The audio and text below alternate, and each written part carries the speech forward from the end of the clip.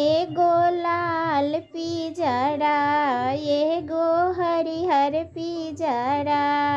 ओमे बैठेले कवन समधि होही जड़ा ओमे बैठेले कवन सरवा होही जड़ा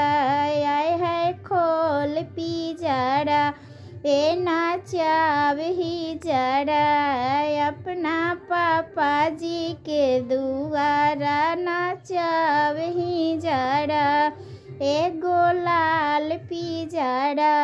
एगो हरिहर पिजड़ा ओमे बैठेले कवन साले होही जड़ा आय है खोल पिजड़ा ए निकाल ही जड़ा अपना भैया के दुआरा नाचावही जड़ा।